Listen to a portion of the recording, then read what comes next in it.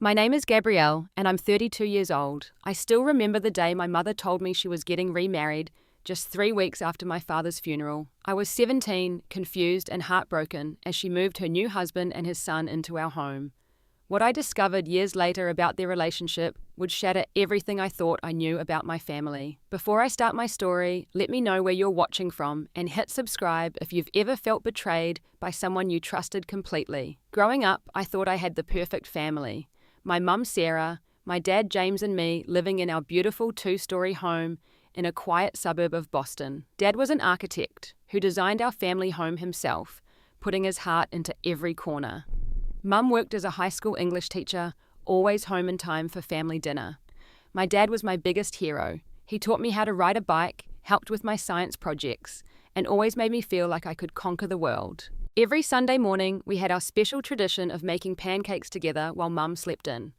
He would let me mix the batter and add chocolate chips in the shape of a smiley face. Those pancake Sundays are some of my most treasured memories. Gabby, he would say using my childhood nickname, you can be anything you want to be. The world is yours for the taking. I believed him with my whole heart. When I was 16, everything changed. Dad came home from work early one day, which was unusual for him. He sat Mum and me down at the kitchen table, his face unusually pale. I went to the doctor last week for those headaches, he said slowly.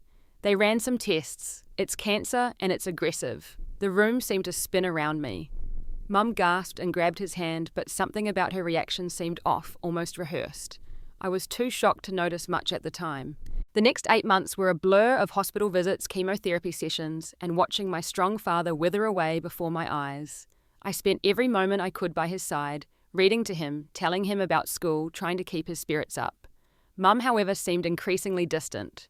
She would leave the hospital early, claiming she needed to grade papers or prepare for classes, but something didn't add up. Dad fought hard, but the cancer was relentless. One rainy April morning, during my spring break of junior year, he slipped away while I held his hand.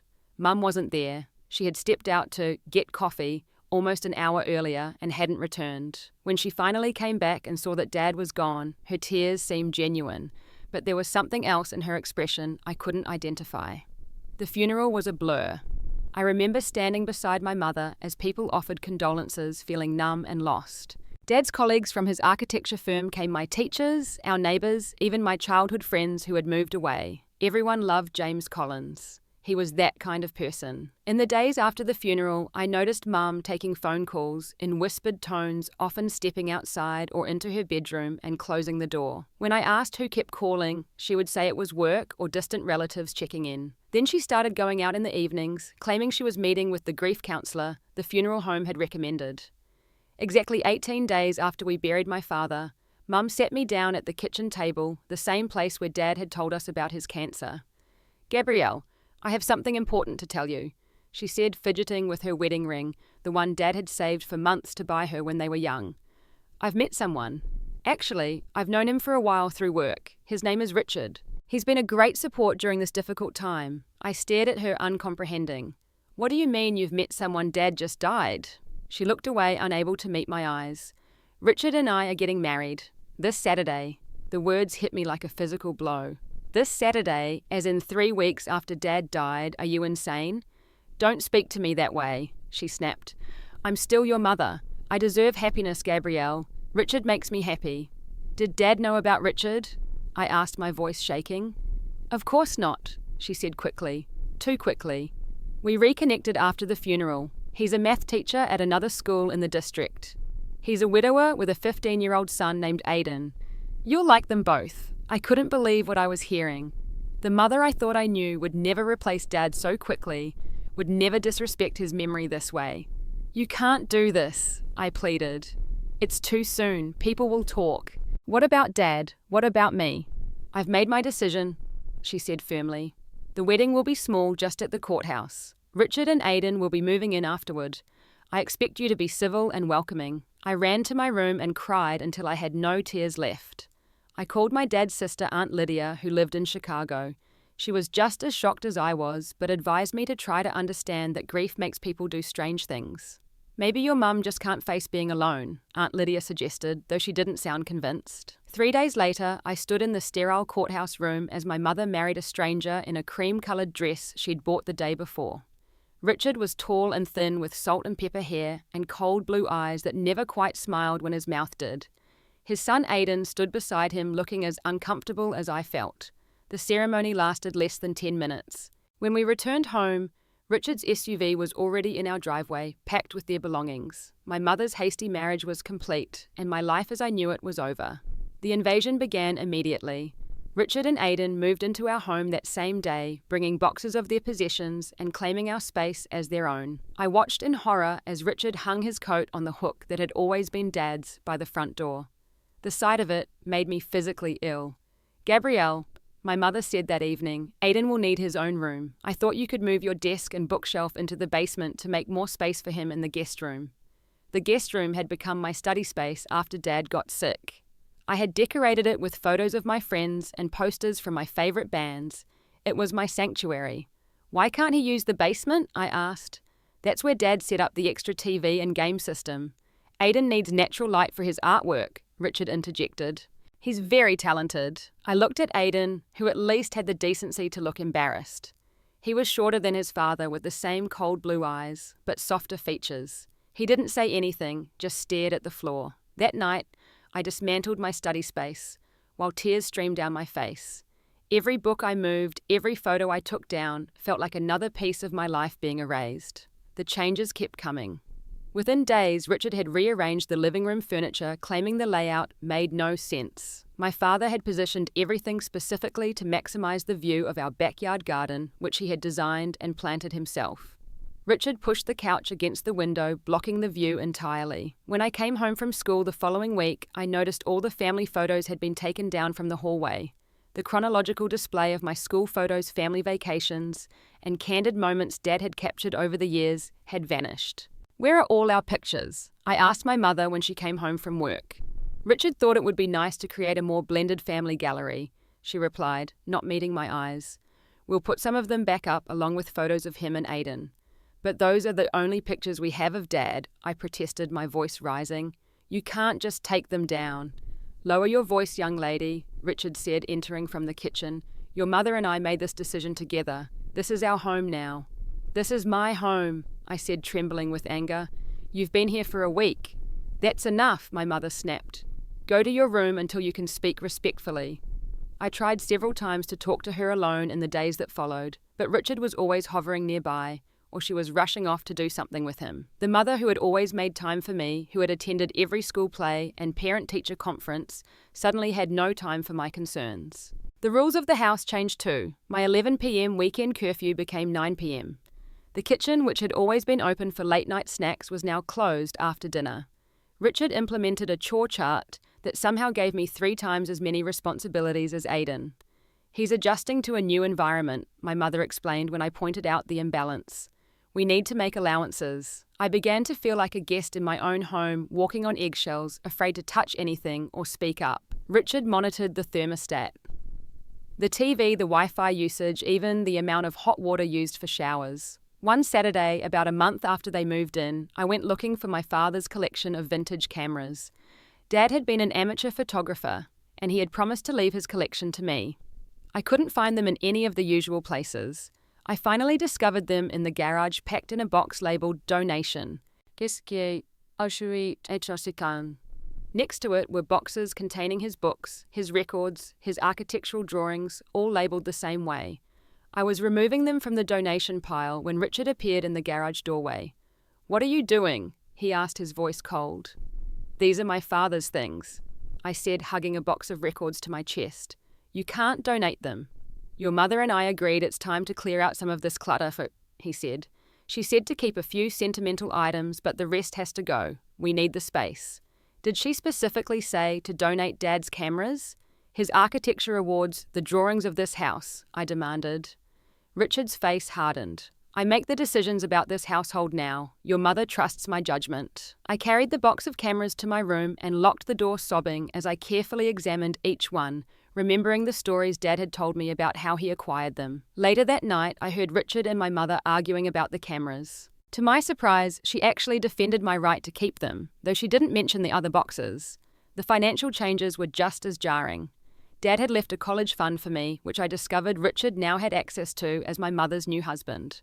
"We're investing it more aggressively," my mother explained when I asked about a statement that came in the mail. "Richard has a friend who works in finance. Dad set that up for my education," I protested. "It's not yours to invest." "Don't be selfish, Gabrielle," she replied. "We're a family now, and families share resources." By the time my high school graduation arrived, I barely recognized my life or my mother.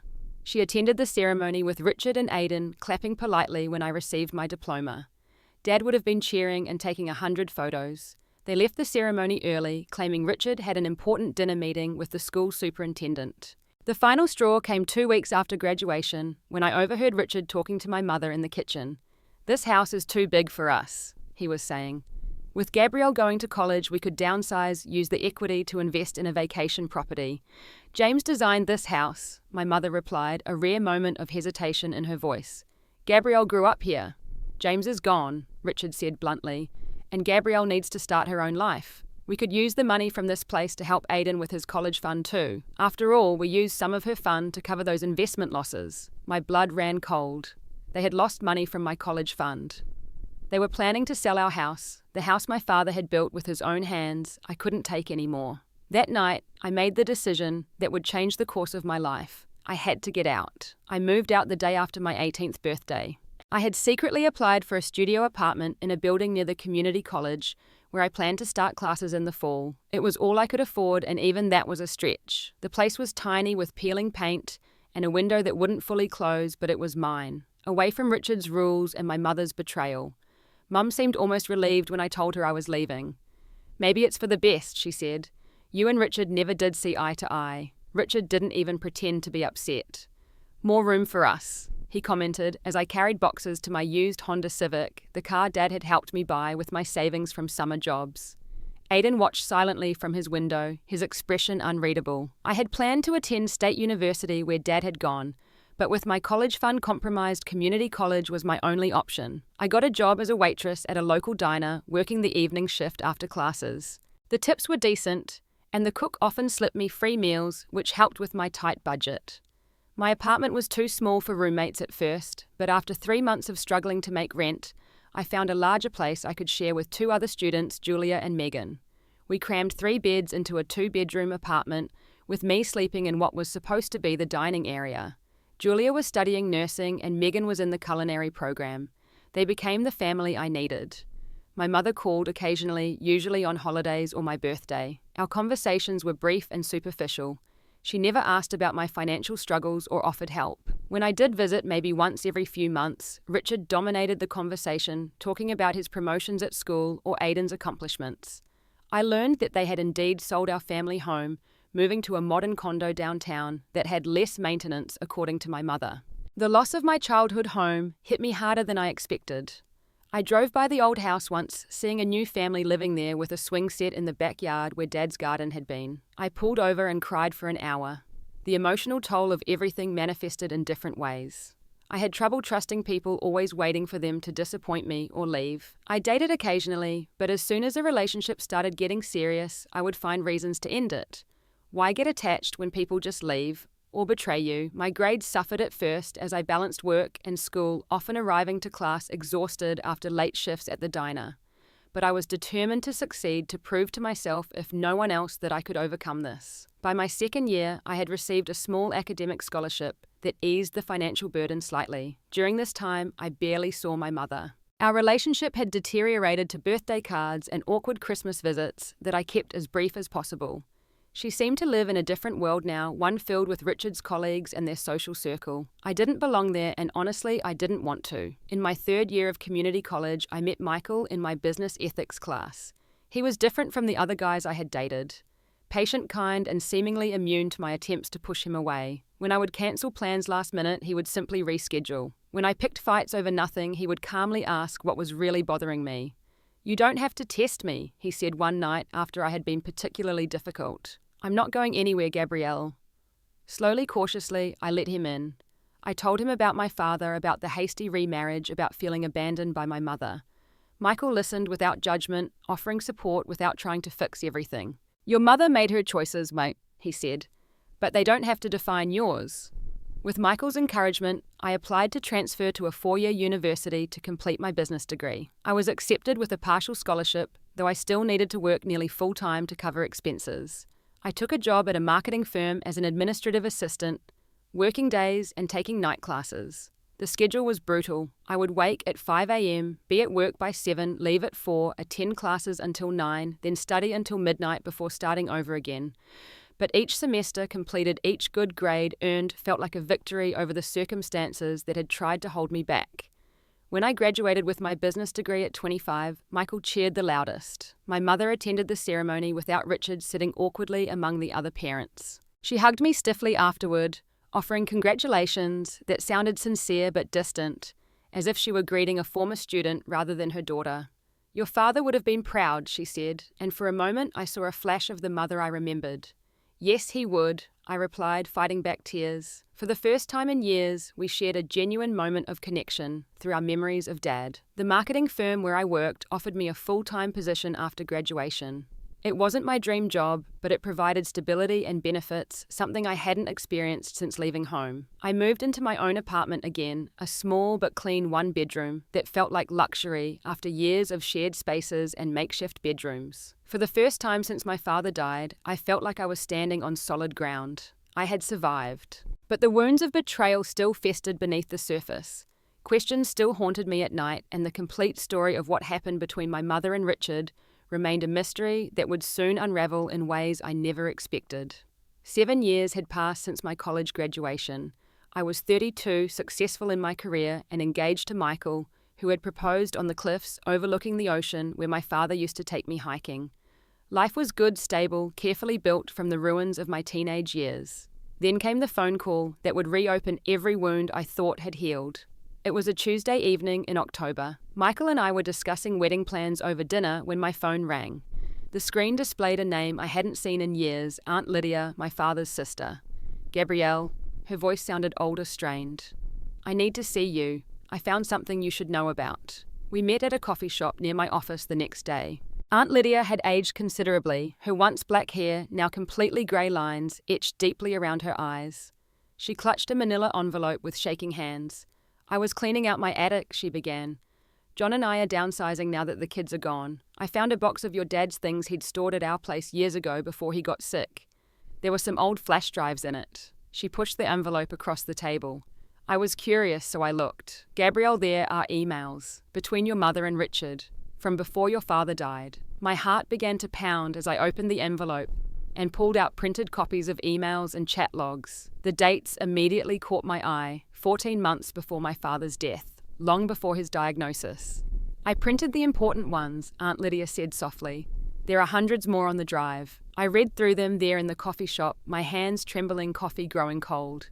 They were unmistakably romantic, filled with declarations of love, plans to meet, and increasingly discussions of a future together.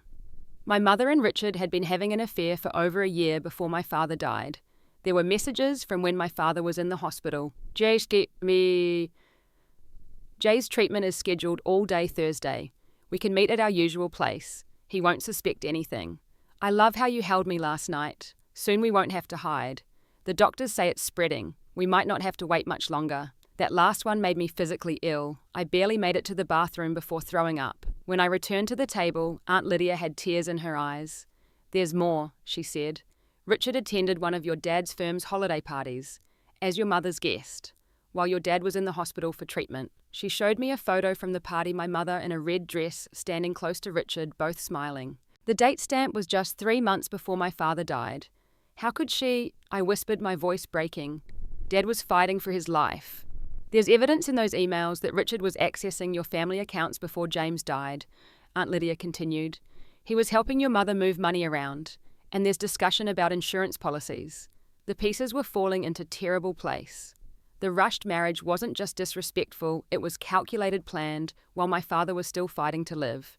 The financial decisions, selling our house, all of it, had likely been orchestrated long before." I spent the next week in a daze combing through all the evidence Aunt Lydia had found. There were hotel receipts, photos of them together at restaurants, even a record of a weekend trip they had taken while I thought my mother was at a teachers' conference, all while my father was battling cancer. I discovered that Richard had been pushing my mother to speed up their marriage after Dad's death because of insurance policy payout periods and probate considerations. They had planned to wait 6 months to avoid suspicion, but Richard had convinced her that moving quickly would give them better financial advantages. The most devastating discovery was a chat log where my mother had complained about having to sit with Dad during his treatments. It's exhausting pretending to be the devoted wife. I nearly fell asleep listening to him talk about Gabrielle's college plans again. Just a few more months of this charade. I broke down completely after reading that. Michael found me on the bathroom floor, sobbing uncontrollably, the printouts scattered around me. He held me as I cried, not asking questions, just being there as my world crumbled again. The grief felt fresh, as if I was losing my father all over again, but now it was mixed with a rage so intense it frightened me. I had suspected my mother and Richard had connected before Dad's funeral, but the scope and duration of their betrayal, the calculated nature of it, was beyond anything I had imagined. For days I cycled through grief rage and a deep sense of violation. The mother I thought I knew, the woman who had stood beside my father for 20 years, had been living a complete lie. She hadn't just moved on too quickly after his death. She had been waiting for him to die, planning her new life while he suffered. Michael suggested therapy, and I agreed. The counsellor helped me process the complicated emotions, but one thing became increasingly clear: I needed answers. I needed to confront my mother face to face. "Are you sure this is what you want?" Michael asked as I prepared to call her. "You don't owe her this opportunity." "I'm not doing it for her," I replied. "I'm doing it for me. And for Dad." I called my mother and asked to meet her for lunch alone. To my surprise, she agreed without question. Perhaps she thought this was a reconciliation, a chance to repair our fractured relationship. She had no idea what was coming. I chose a public restaurant for our meeting, a busy cafe downtown, where I'd be less likely to cause a scene. I arrived early, clutching my folder of evidence, my heart pounding so hard I could feel it in my throat. When my mother walked in, I barely recognized her. She had aged dramatically in the years since I'd seen her last. Her once lustrous brown hair, now streaked with grey, deep lines etched around her eyes and mouth. She smiled when she saw me, a genuine smile that made this all the more difficult. For a brief moment, I saw the mother I remembered from childhood, before everything fell apart. "Gabrielle, you look wonderful," she said, embracing me awkwardly. I remained stiff in her arms. "It's been too long." "Yes, it has," I replied, my voice carefully controlled. We ordered drinks, exchanged brief pleasantries about my job, her teaching position, the weather. All the while, the folder sat like a time bomb on the seat beside me. I noticed her glancing toward the entrance periodically. "Are you expecting someone?" I asked. She had the grace to look embarrassed. "Richard is having lunch across the street. He thought it would be nice to join us for dessert if things are going well." Of course he was monitoring our reunion. Some things never changed. "That won't be necessary," I said coldly. "This isn't that kind of meeting." Her smile faltered. "What do you mean?" I took a deep breath and placed the folder on the table. "I know, Mom, about you and Richard. I know everything." The colour drained from her face. "What are you talking about?" "I have the emails, the photos, the hotel receipts. I know you were having an affair with him for over a year before Dad died." Her hands began to tremble as she reached for her water glass. "Gabrielle, you don't understand." "I understand perfectly." I cut her off. "You were planning your life with Richard while Dad was dying of cancer. You complained about having to sit with him during treatments. You called your marriage a charade." She flinched at her own words thrown back at her. "Those messages are private. How did you get them?" "That's what concerns you, not the fact that you betrayed Dad in the worst possible way, not the fact that you were counting the days until he died so you could be with Richard." "It wasn't like that," she protested, her voice lowering as other diners glanced our way. "Your father and I, things weren't good between us for years before he got sick. So that justifies cheating on him while he was fighting for his life, planning your next marriage before he was even gone." Tears filled her eyes, but I couldn't tell if they were from shame or simply being caught. "I made mistakes, terrible ones, but I did love your father once." "And what about me?" I demanded, my voice cracking despite my best efforts. "You threw away our relationship too. You let Richard take over our home, sell Dad's things, change all the rules. You chose him over me every single time. You were always so difficult about Richard." She countered, a flash of defensiveness crossing her face.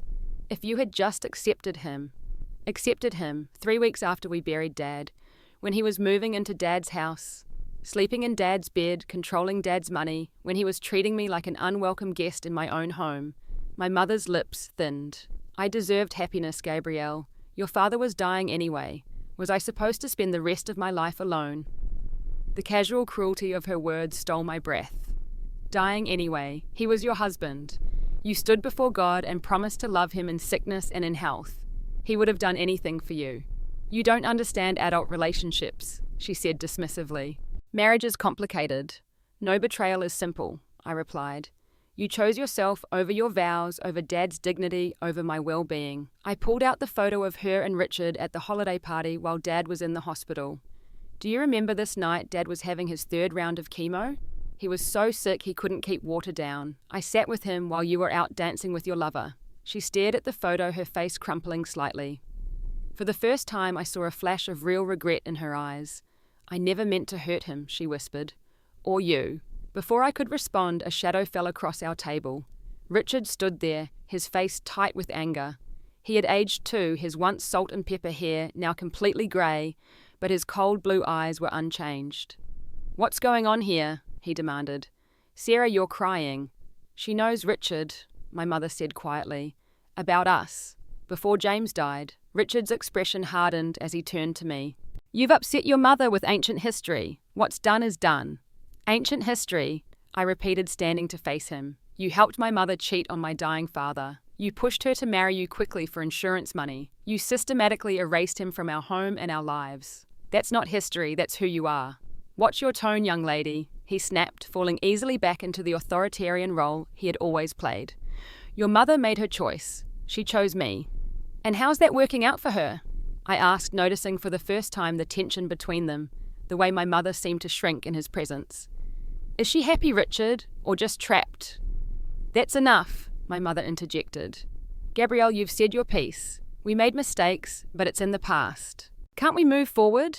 I looked at her, really looked at her, and saw not the betrayer I had built up in my mind, but a sad, aging woman who had made terrible choices and was living with their consequences.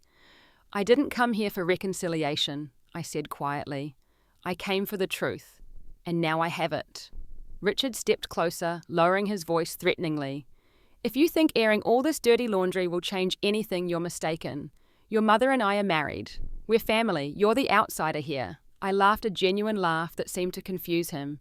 No, Richard, I stopped being part of your family the day you moved in, and that's the best gift you ever gave me. I gathered my folder and stood to leave. My mother reached for my hand, but I pulled away. Your father wouldn't want you to hold on to this anger, she said desperately. My father would be heartbroken to know what happened while he was dying, I replied. But he'd be proud of the life I've built despite both of you. That's what I'm choosing to focus on. As I walked away, Richard called after me. You'll regret this dramatic scene when you've calmed down. I turned back one last time. The only thing I regret is that Dad never knew who he was really married to. He deserved better than both of you. The restaurant had grown quiet, other diners watching our confrontation with uncomfortable fascination. I walked out with my head high, shaking with adrenaline, but feeling strangely liberated. I had finally said what needed to be said, faced the truth head-on instead of running from it. Michael was waiting in the car. He took one look at my face and opened his arms. I collapsed against him, letting out everything I had held back during the confrontation. I'm so proud of you, he whispered against my hair. So incredibly proud. As we drove away, I looked back to see my mother standing on the sidewalk, Richard gripping her arm as he spoke angrily into her ear. The sight filled me with sadness rather than satisfaction. She had made her choice, and now she had to live with it. But I was finally free to make mine. 2 months after the confrontation with my mother and Richard, life had begun to settle back into its normal rhythm. Michael and I continued planning our wedding. I threw myself into work, and the raw wound of my mother's betrayal began to scab over. Not healed, but at least no longer bleeding freely. Then came an unexpected message that would change everything again. Gabrielle, it's Aiden, Richard's son. I heard about your meeting with Sarah and my dad. Can we talk? There's a lot you don't know. I stared at the text message for a long time, unsure how to respond. I hadn't seen or spoken to Aiden in years. He had been a quiet, awkward teenager when we lived in the same house, always in the background of my conflict with Richard, neither an ally nor an enemy. Now he would be 30, a grown man with his own life. After consulting with Michael, I agreed to meet Aidan at a park near my office during lunch. He was waiting on a bench when I arrived, instantly recognizable despite the years. He had his father's build, but none of his imposing presence. He stood when he saw me, offering a nervous smile. "Thank you for meeting me," he said as we sat. "I wasn't sure you would." "I almost didn't," I admitted. "What's this about Aidan?" He took a deep breath. "I've wanted to reach out to you for years, but I never knew what to say. When I heard about your confrontation with them, I realized it was time." "Time for what?" "The truth," he said simply. "I knew about their affair, Gabrielle. I knew the whole time." My heart began to pound. "What do you mean the whole time?" "From the beginning," but he confirmed, his voice heavy with old guilt. "I was 15 when it started. Dad would take me along sometimes when they met, leave me at a movie theatre or mall while they went to hotels. He said Sarah was a friend going through a tough time, but I saw how they looked at each other." I felt dizzy with this new revelation. "Did you know her husband, my father, was sick?" Aidan nodded, unable to meet my eyes. "Eventually, yes. Dad started talking about moving to a new house, how we'd have a better life soon. When I found out her husband had cancer, I confronted him. I told him it was wrong." "What did he say?" I asked, though. I could imagine Richard's dismissive response. "He said adults make their own choices and it was none of my business," Aidan replied bitterly. "Said Sarah was unhappy and deserved better. He warned me not to interfere." "But you did, didn't you?" I guessed, seeing the pain in his expression. "I tried. I threatened to tell your dad once. My father..." Aidan paused, swallowing hard. He made it clear that would be a very bad idea. He can be convincing when he's angry. The implication hung heavy between us. I had seen Richard's controlling nature, his cold anger, but had never witnessed physical abuse. The possibility that Aidan had endured that made my stomach turn. "After your father died and we moved in, I wanted to tell you," Aidan continued. "But I was afraid and ashamed. Then you were gone, and it seemed too late." "Why tell me now?" I asked. "Because I've been in therapy dealing with my own issues from growing up with my father. My therapist suggested making amends where possible, and when I heard about your confrontation, I realized you still didn't have the full picture." He pulled out his phone and showed me photos I hadn't seen before. My mother and his father at restaurants holding hands across tables, kissing in a car, casual moments of intimacy that had clearly been going on right under our noses. "My father targeted your mother," Aidan said bluntly. "He found out about your family's financial situation, your dad's life insurance, the house. He pursued her specifically, and she just went along with it." I asked, still struggling to understand my mother's choices. She was flattered by the attention. Dad can be very charming when he wants something. By the time she realized what she'd done, she was in too deep. And then your father got sick and the plan accelerated. I felt sick, imagining the calculated nature of it all. What plan? To start over. New family, new life, your father's money. Dad has always been financially controlling. It's how he keeps people dependent on him. The pieces aligned with what I'd experienced after they married: the control over accounts selling our home, the gradual isolation of my mother from her previous life. "Is she happy with him?" I asked, surprising myself with the question. Aidan laughed humorlessly. "No one is happy with my father for long. She's miserable, has been for years. But she's too proud to admit she made a mistake, too embarrassed about what people would say if she left him now. After what she did to Dad, it's hard to feel sympathy," I said honestly. "I understand that." Aidan nodded. "I'm not asking you to forgive her. I just thought you deserved to know everything." "Why did you stay with your father all these years if you knew what he was like?" I asked. "I didn't, not really. I cut contact when I went to college. I only reconnect occasionally to check on Sarah. She reminds me of my mom sometimes." His voice softened. "My real mom died when I was 8. Cancer, ironically. My father remarried within months. Sarah was his third wife. This new information stunned me. Third, he told us he was a widower with one previous marriage. He lies when the truth is inconvenient," Aidan said matter-of-factly. "Always has." We sat in silence for a moment, absorbing the weight of everything that had been revealed. Finally, Aidan spoke again. "There's one more thing. Would you be willing to visit your father's grave with me? I've never been, and there's something I'd like to say to him with you there." It was such an unexpected request that I didn't know how to respond at first. I hadn't visited Dad's grave in months, finding more comfort in the happy memories than the stone marker. "Why would you want to do that?" I asked. "Because I respected your father even though I never met him. Because I wish I'd had the courage to warn him. and because I think both of us might find some peace there. Something in his sincerity moved me. We agreed to meet that weekend at the cemetery where my father was buried. As we parted ways, Aidan paused. I want you to know I always thought you were incredibly brave, the way you stood up to them, the way you built your own life. I wished I had been that brave. His words stayed with me for days, shifting my perspective on that period of my life. I had seen myself as a victim of circumstances, but through Aidan's eyes, I had been something else entirely, a survivor, a fighter. When Saturday came, I met Aidan at the cemetery gates. We walked together to my father's grave, a simple headstone with his name, dates, and the words, "Beloved Father and Architect. He built with love." I had chosen the inscription myself. Aidan stood respectfully as I placed fresh flowers by the stone.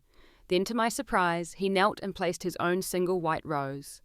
"Mr. Collins," he said quietly, "we never met, but I know you were a good man who loved your daughter very much. I'm sorry for my father's role in hurting your family, and I'm sorry I didn't have the courage to stop it." Tears filled my eyes as Aidan continued. "I want you to know your daughter is remarkable. She's strong and kind and successful. You'd be so proud of her. She didn't let what happened break her. And I promise, even though it's years too late, I'll be the friend to her that I should have been back then." I knelt beside him, placing my hand on his shoulder. In that moment, something shifted between us, a connection forming through our shared grief and regrets. Not quite friendship yet, but the possibility of it. Two people who had been damaged by the same circumstances, finding unexpected healing together. As we walked back to our cars, Aidan said, "I don't expect you to forgive my father or even your mother. Some things are beyond forgiveness, but I hope you can find peace, Gabrielle. You deserve that." "What about you?" I asked. "Have you found peace?" He smiled sadly. "I'm working on it, same as you." We exchanged numbers before parting, promising to stay in touch. As I watched him drive away, I realized that the narrative of my past was changing. The story I had told myself for 15 years was incomplete. There had been a potential ally in that house all along, another victim of circumstances beyond his control. On the drive home, I called Michael and told him everything about my meeting with Aidan. His response was typical of his compassionate nature. "Invite him to the wedding," Michael suggested. "Not as a connection to your mother and Richard, but as his own person. Someone who's finally doing the right thing." The idea felt right, a way of acknowledging that family is more than blood, more than legal ties. It's about the people who stand by you, who tell you the truth, who help you heal. Aidan hadn't been that person when we were teenagers, but perhaps he could be that person now. As I sent the invitation text later that evening, I felt something long frozen within me begin to thaw. Not forgiveness exactly, but a release, a step toward the future, rather than a grip on the past. For the first time in 15 years, I felt truly free from the shadow of betrayal that had defined so much of my life. Standing before the mirror in my wedding dress, I barely recognized myself. Not because of the white lace or the elegant updo, but because of the peace in my eyes. At 32 years old, 15 years after my world had been shattered, I was finally whole again, not despite my scars, but because of how they had shaped me. Michael and I had chosen a small ceremony on the beach where my father used to take me as a child. Aunt Lydia was there along with my friends from college and colleagues from work. Aidan sat quietly in the back row, respectful but present, a tentative bridge to a past I was finally making peace with. My mother was not invited. After my conversation with Aidan, I had sent her a brief email explaining that while I understood more about what had happened, I wasn't ready for her to be part of my wedding or my current life. Her response had been a single line, "I understand. I'm sorry for everything." It was the first genuine apology she had ever offered, without excuses or deflection. I didn't respond, but I kept the email a small acknowledgement that perhaps in her own way she was beginning to recognize the magnitude of her betrayal. As for Richard, Aidan had informed me that his controlling behaviour had only worsened over the years. My mother had become increasingly isolated, her once vibrant teaching career reduced to substitute work when Richard allowed it. The money from our family home and my father's insurance was long gone, invested in Richard's failed business ventures.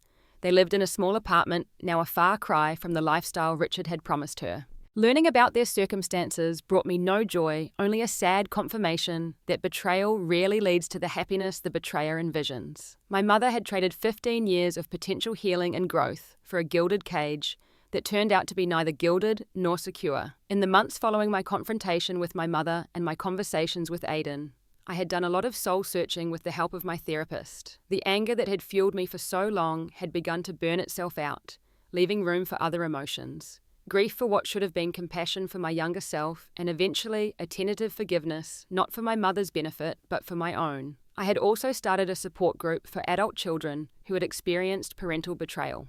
Sharing my story and hearing others' experiences helped me recognize that while my situation was painful, I wasn't alone.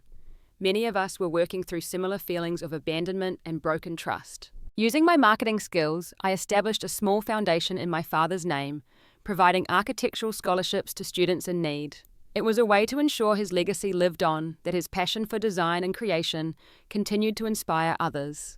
Michael had been my rock through all of this, never pushing me to reconcile with my mother if I wasn't ready, never suggesting I should just get over it, as some well-meaning friends had. He understood that healing happens in its own time, that some wounds leave permanent marks even after they've closed. On our wedding day, as I prepared to walk myself down the aisle, I held a small photo of my father tucked into my bouquet. A private acknowledgement that though he couldn't be there physically, he had shaped the woman I had become. The ceremony was simple but meaningful. We wrote our own vows, promising honesty, respect, and partnership.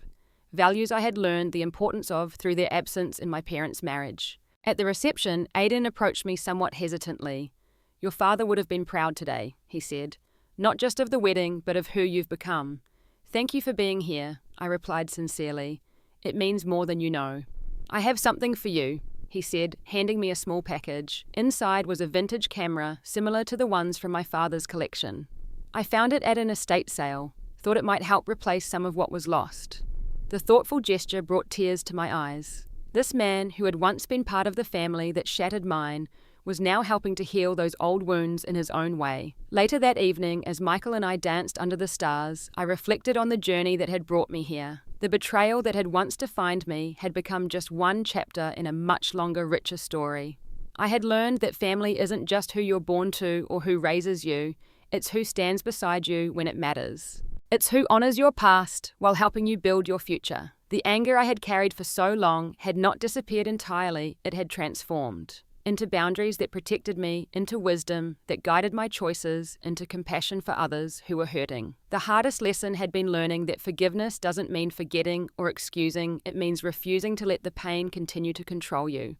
My father's words came back to me from those long ago pancake Sundays. "You can be anything you want to be, Gabby. The world is yours for the taking." He had been right. Despite everything, despite the betrayal and loss, I had built a life filled with love, purpose, and joy.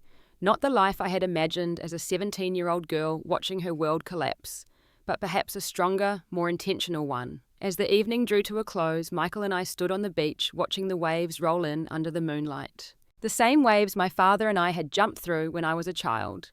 "Are you happy?" Michael asked softly, his arm around my waist. "Yes," I answered without hesitation. Not because everything is perfect or because the past doesn't hurt sometimes, but because I chose not to let that pain define me. I chose to build something new. The betrayal that had seemed so devastating 15 years ago had taught me the most valuable lesson: we cannot control what happens to us, but we can control how we respond to it. My mother had chosen deception, my father had chosen love until his last breath, and I had chosen resilience. In the end, perhaps that is the most important choice any of us make. Not who we love or who loves us back, but how we carry ourselves through both the joy and the heartbreak. With dignity, with courage, with an open heart that refuses to be hardened by past wounds. If my story speaks to you, if you've ever felt betrayed by someone you trusted, know that it doesn't have to define you forever. Your worth isn't determined by how others treat you. Your future isn't limited by your painful past. You can build something beautiful from the ashes of betrayal. Before I go, I'd love to know if you've ever experienced a family betrayal and how you handled it. Drop a comment below and share your story. Don't forget to like this video if it resonated with you, subscribe for more real-life stories, and share with someone who might need to hear that healing is possible even after the deepest betrayal. Thank you for listening to my journey, and remember, you're stronger than you know.